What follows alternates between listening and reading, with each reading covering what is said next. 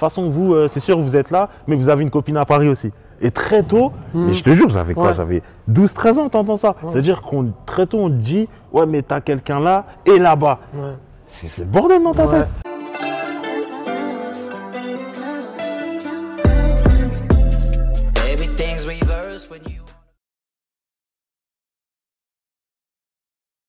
Et tu vois, quand tu dis surmonter, déjà tu dis j'ai pris goût à la difficulté. Non, moi j'aimerais que les jeunes ils prennent goût à la difficulté justement.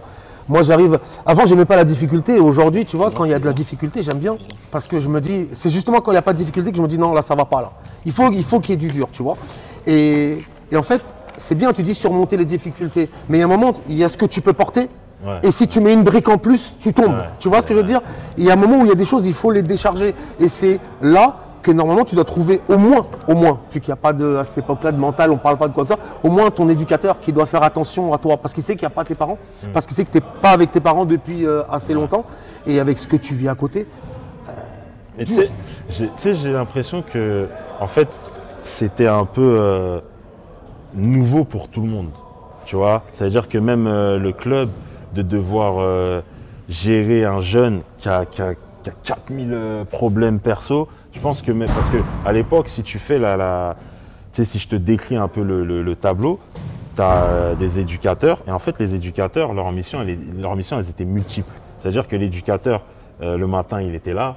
Quand on prenait le petit-déj il conduisait les minibus pour nous emmener à l'école, pour ci, pour ça. Donc, t'imagines, en tant qu'éducateur, tu dois gérer déjà un tel nombre de joueurs, multiplié par leur nombre de problèmes, multiplié par et je pense que c'était peut-être une charge trop lourde pour les éducateurs, tu vois.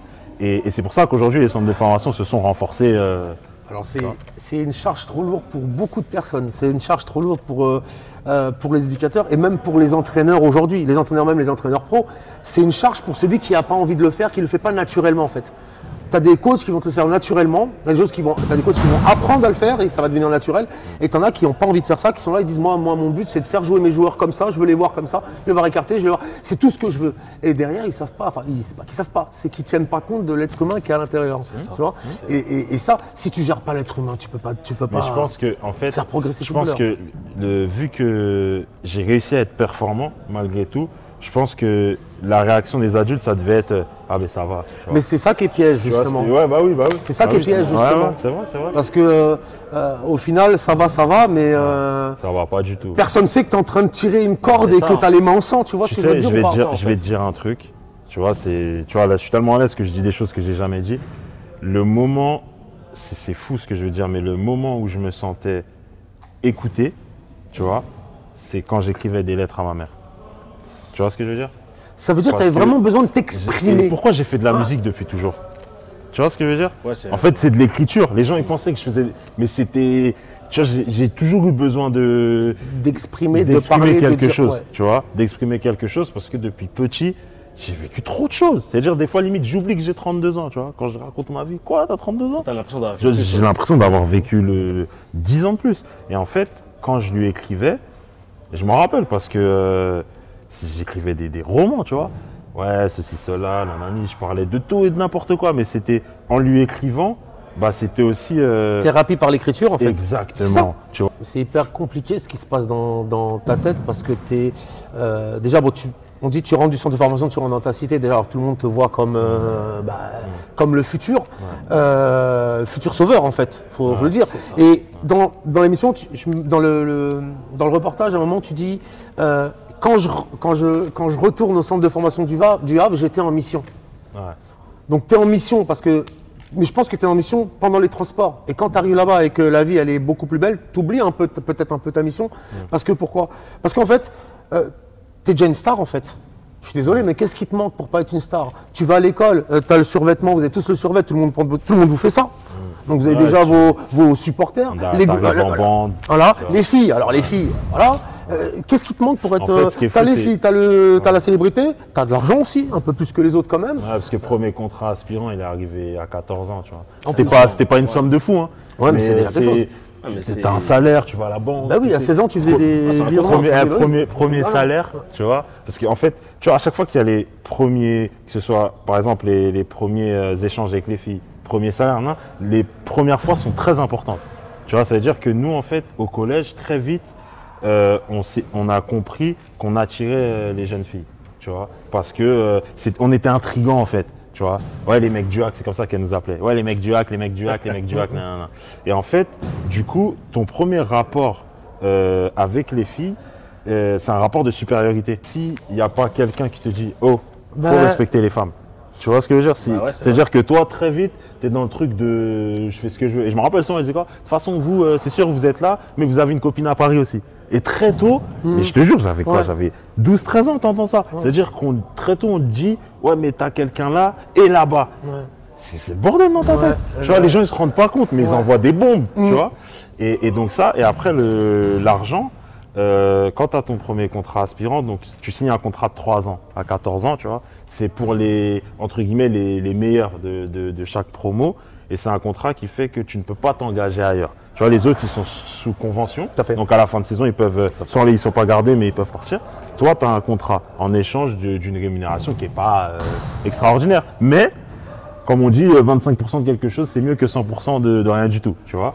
Et donc, tu as un petit salaire. Et donc, tout le monde sait que tu as un salaire. Tu as vu, début du mois, à la cantine, on te ramène ton enveloppe. Donc, les autres, ils voient que toi, tu as une enveloppe et tout ça. Donc, limite, il y a un truc d'élite qui se crée, tu vois. Ah, il y a ceux qui prennent de l'oseille, là. Tu vois ce que je veux dire? Et moi, premier salaire, pareil. Si avant, tu n'as pas bien expliqué, l'argent, ça tombe.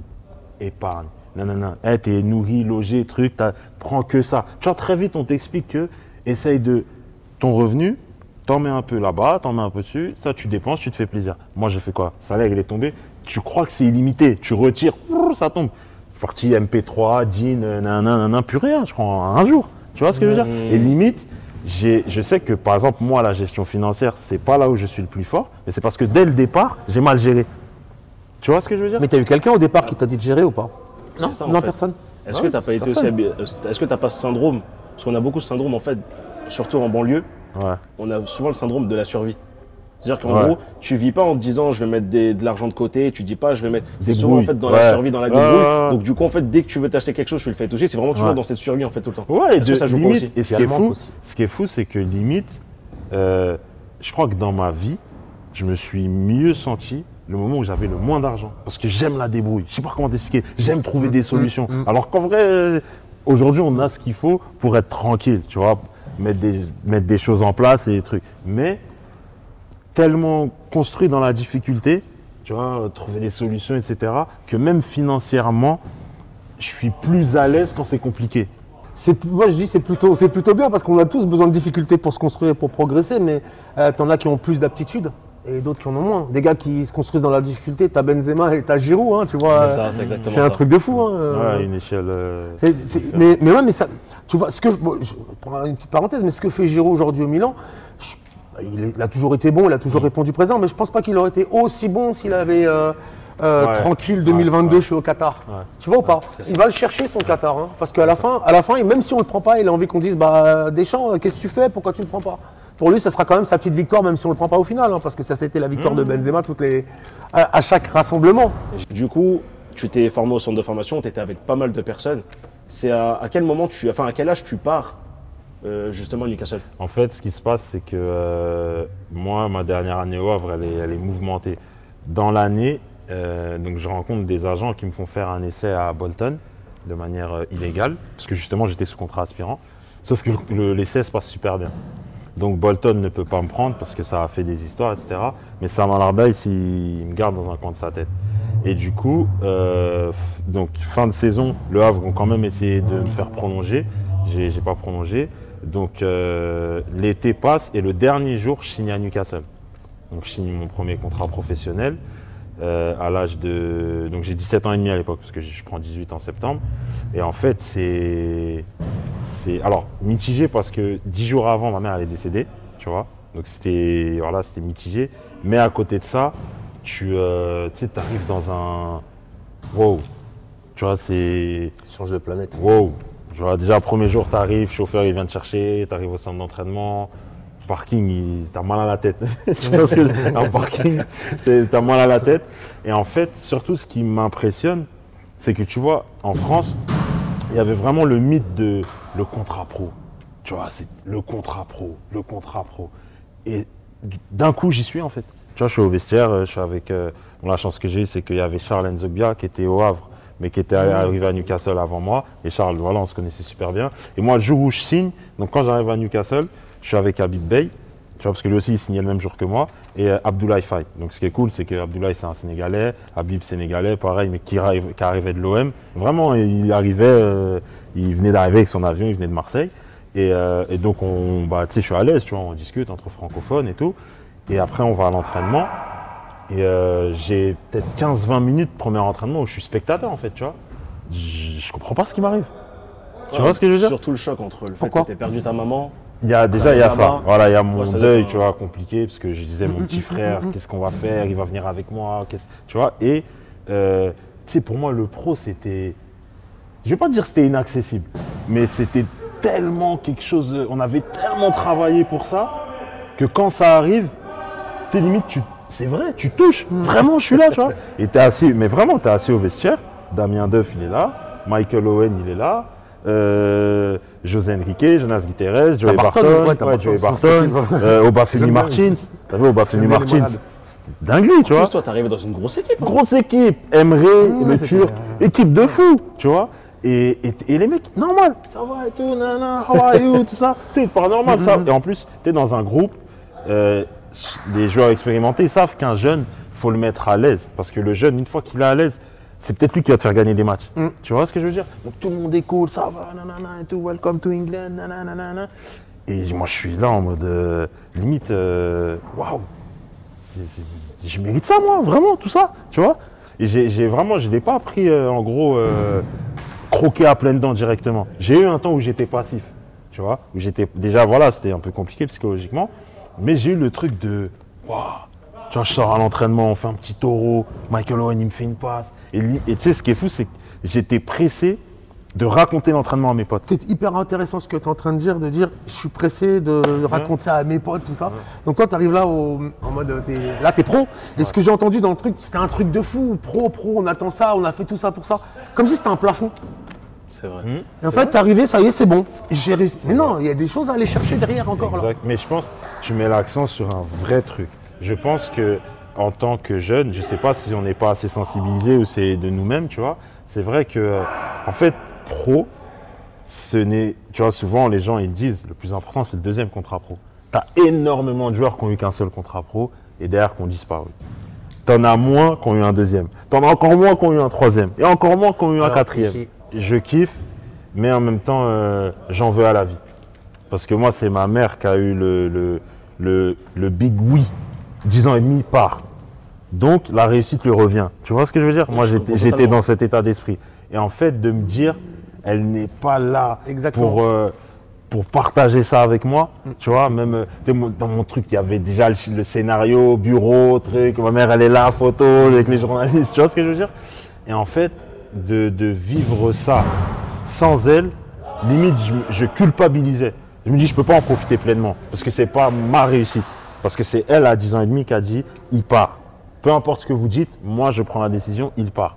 Et maintenant quand les fruits de ce choix arrivent, elle n'est pas là pour kiffer. Donc tu vois ce truc-là, ça m'a hanté pendant longtemps. C'est tout bête, tu vois, quand il y a les matchs et tout, les autres, tu vois, même ils m'appellent, allô vas-y je vais à l'aéroport, je vais chercher ma mère, ouais si, ça. Et je vois Parce que malgré tout, on peut dire ce qu'on veut, les footballeurs sont jeunes. Les footballeurs, même à 30 ans, ils restent tout le temps. Les footballeurs sont jeunes. Ça veut dire qu'ils ont quand même ce truc de, je veux que ma mère elle soit contente, tu vois. Normal. Je veux que mon père il soit content. Tu vois ce que je veux dire? Tu vois comment ils sont avec leurs parents, les footeux. C'est des gros bébés, tu vois. Et ça... c'était, tu vois, c'est quelque chose qui était, tu vois, c'était dur un peu. Là, bon, là, j'ai arrêté parce qu'il ne faut pas se disperser.